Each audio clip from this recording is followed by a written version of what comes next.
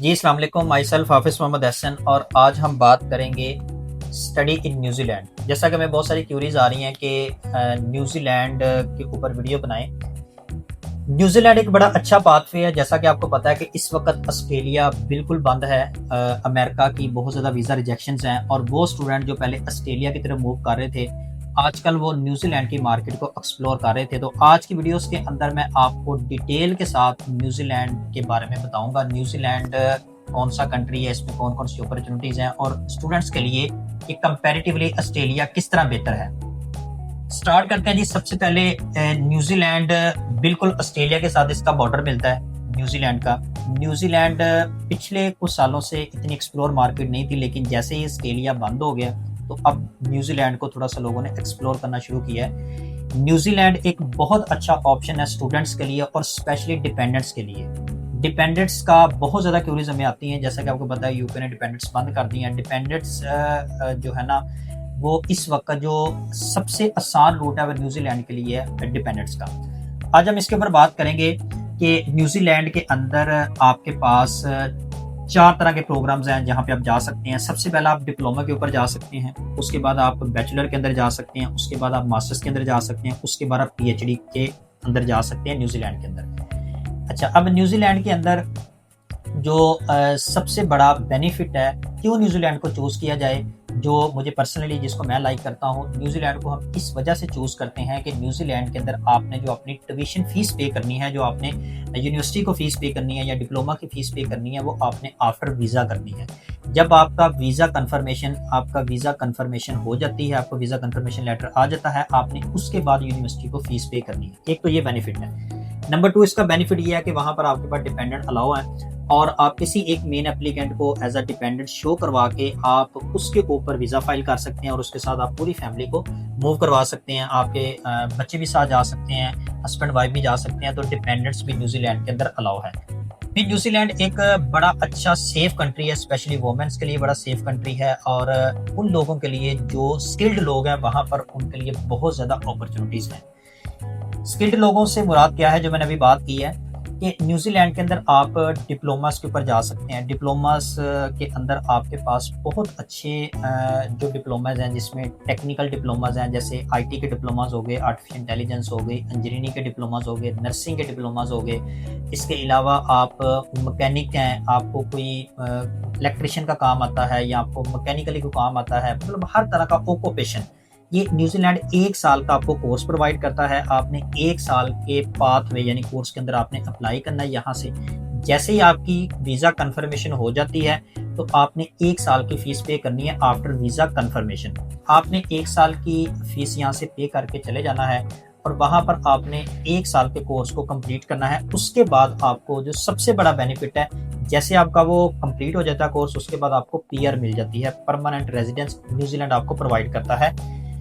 New Zealand के अंदर अगर आप 1 साल का स्किल्ड कोर्स जो यहाँ से आप अप्लाई करके गए वहाँ पर आप कंप्लीट कर लेते हैं तो आपको वहाँ पर साथ ही आपको पीआर मिल जाती है। एक तो ये बेनिफिट है। दूसरा इसका बेनिफिट है कि आप डिपेंडेंट को साथ लेके जा सकते हैं। जब आप डिपेंडेंट को लेके जा सकते हैं तो आपको मेन एप्लीकेंट का एक स्टेटमेंट शो करवानी पड़ती है।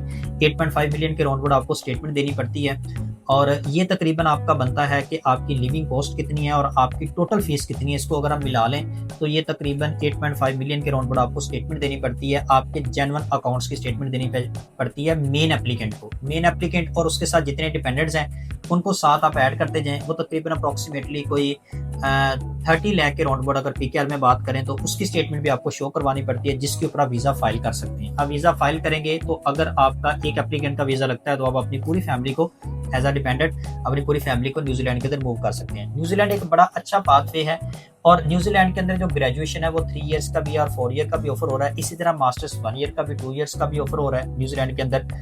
और इसका जो वीज़ा प्रोसेस है वो बहुत स्मूथ है। इसमें जस्ट आपको आपके बेसिक डॉक्यूमेंट्स चाहिए, वो बेसिक डॉक्यूमेंट्स हम आपको प्रोवाइड कर देंगे। उसकी पूरी लिस्ट आपको बेसिक आपके डॉक्यूमेंट्स चाहिए जिसके अंदर आपने अपनी स्टेटमेंट शो करवानी है। अपनी स्टेटमेंट के साथ साथ आपने अपने पुलिस करेक्टर सर्टिफिकेट्स और अदर जो डॉक्यूमेंट्स हैं वो सारे आपने कंप्लीट करके तो आपने अप्लाई कर देना है।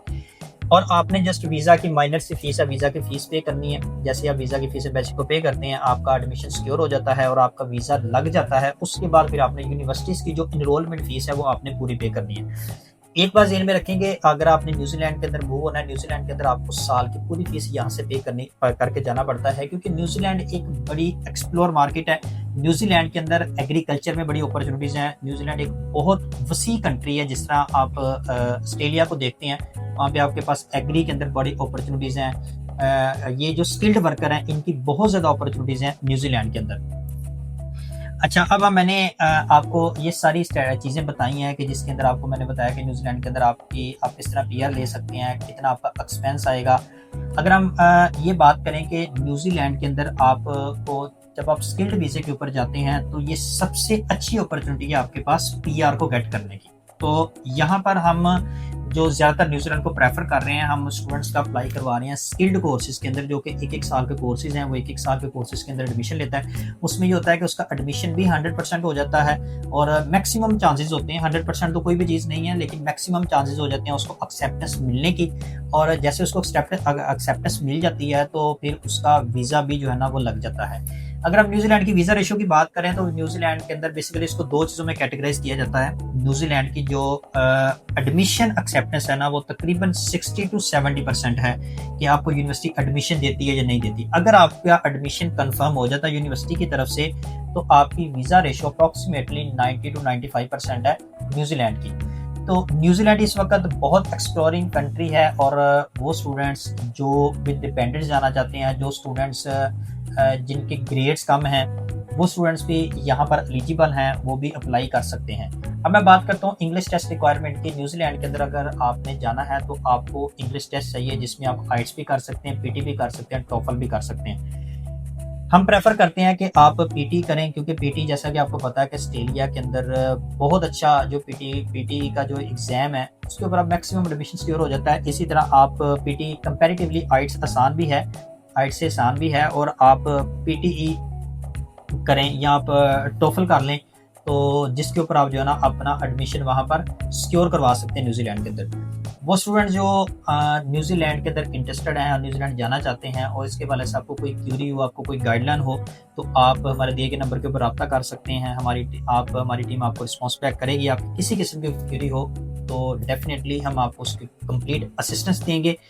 और जो स्टूडेंट इंटरेस्टेड हैं अप्लाई करने के लिए, वो अपने डॉक्यूमेंट्स हमारे नंबर के ऊपर भेजें, तो हम आपका अभी अप्लाई करेंगे। और ये बात माइंड में रखें कि न्यूजीलैंड के अंदर दो मेजर इंटेक्स होती हैं, एक फेब इंटेक है, एक जुलाई इंटेक है। फेब इंटेक स्टार्ट है, हमारे पास नवंबर इंटेक के कोर्सेज भी ओपन है। हम नवंबर इंटेक के अंदर भी आप अप्लाई कर सकते हैं 2025, और फेब इंटेक है, फिर जुलाई इंटेक है। ये सबसे मेजर इंटेक्स है न्यूजीलैंड के अंदर, जिसके अंदर आप अपना वहाँ पर एडमिशन सिक्योर कर सकते हैं। न्यूजीलैंड के अंदर लिविंग कॉस्ट जो है ना, वो कंपैरेटिवली ऑस्ट्रेलिया तकरीबन बराबर है, लेकिन अगर आप अपॉर्चुनिटीज़ की बात करें, तो न्यूजीलैंड के अंदर आपके पास वर्क अपॉर्चुनिटीज़ ज़्यादा हैं, जिसको आप ऑक्यूपाई करके आप अपना एक्सपेंस, लिविंग एक्सपेंस, अपनी ट्रैवलिंग एक्सपेंस, आपका वहाँ पे जो खाने का सारा खर्चा है, वो ईजिली आप अफोर्ड कर सकते हैं, और इवन कि आप सेविंग भी कर सकते हैं वहाँ पर, क्योंकि स्किल्ड वर्कर की बहुत ज़्यादा डिमांड है। तो आप जैसे अपनी वो कंप्लीट करते हैं अपना डिप्लोमा, तो आप अच्छी जॉब जो है ना, वो आप वहाँ पर गेट कर सकते हैं न्यूजीलैंड के अंदर। इस वक्त पूरी दुनिया से न्यूजीलैंड वो वाहद कंट्री है जो स्किल्ड स्टूडेंट्स को वेलकम कर रहा है, इंटरनेशनल स्टूडेंट्स को वेलकम कर रहा है। तो ये आपके लिए बड़ी अच्छी अपॉर्चुनिटीज़ है। स्टूडेंट जो इंटरेस्टेड हैं, मैं उनको ये सजेस्ट करूंगा कि वो एज सुन एज अपनी प्रोफाइल जो है ना वो पुटअप करें, और वो लाजमी न्यूजीलैंड जो है ना वो अप्लाई करें। न्यूजीलैंड एक बड़ी अच्छी डेस्टिनेशन है स्टूडेंट्स के बेटर फ्यूचर के लिए। थैंक यू, अल्लाह हाफिज़।